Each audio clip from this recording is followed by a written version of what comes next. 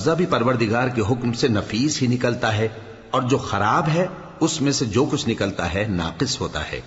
اسی طرح ہم آیتوں کو شکر گزار لوگوں کے لیے پھیر پھیر کر بیان کرتی ہیں۔ ہم نے نوح کو ان کی قوم کی طرف بھیجا تو انہوں نے ان سے کہا، اے میری برادری کے لوگوں، اللہ کی عبادت کرو، اس کے سوا تمہارا کوئی معبود نہیں۔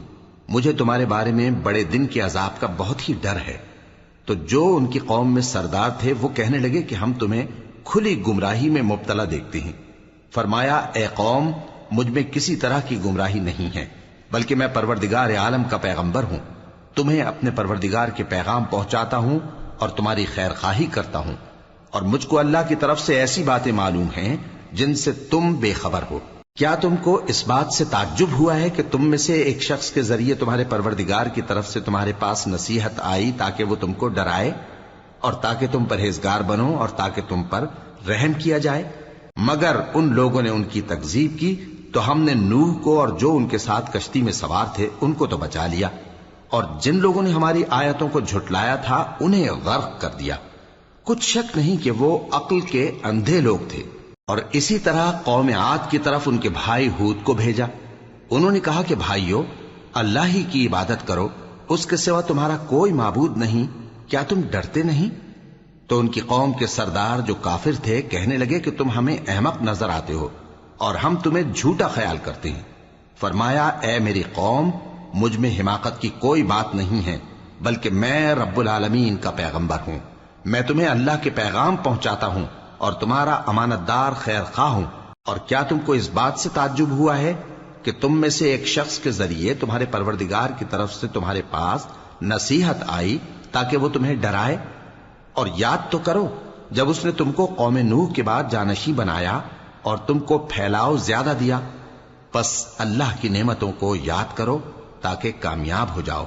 وہ کہنے لگے، کیا تم ہمارے پاس اس لیے آئے ہو کہ ہم اکیلے اللہ ہی کی عبادت کریں اور جن کو ہمارے باپ دادا پوجتے چلے آئے ہیں ان کو چھوڑ دیں؟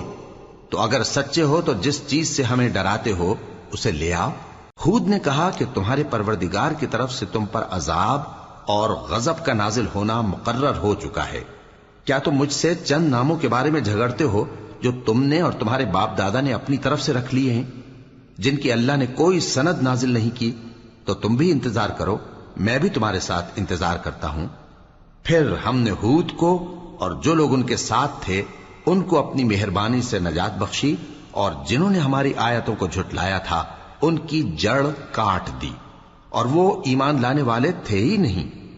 اور قوم سمود کی طرف ان کے بھائی صالح کو بھیجا تو صالح نے کہا کہ اے قوم، اللہ ہی کی عبادت کرو، اس کے سوا تمہارا کوئی معبود نہیں۔ تمہارے پاس تمہارے پروردگار کی طرف سے ایک معجزہ آ چکا ہے، یعنی یہی اللہ کی اونٹنی تمہارے لیے معجزہ ہے، تو اسے آزاد چھوڑ دو کہ اللہ کی زمین میں چرتی پھرے، اور تم اسے بری نیت سے ہاتھ بھی نہ لگانا، ورنہ عذاب علیم تمہیں پکڑ لے گا۔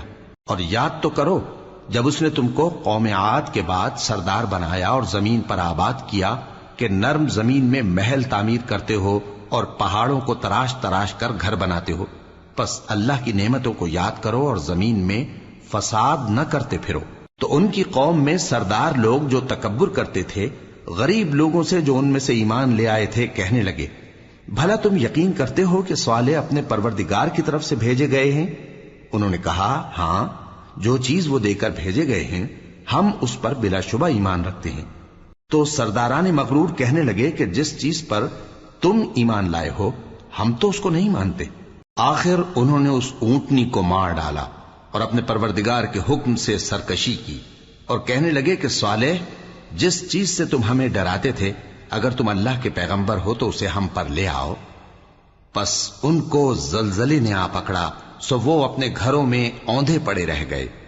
پھر صالح ان سے نا امید ہو کر پھرے اور کہا کہ میری قوم، میں نے تم کو اللہ کا پیغام پہنچا دیا اور تمہاری خیر خواہی کی، مگر تم ایسے ہو کہ خیر خواہوں کو دوست ہی نہیں رکھتے۔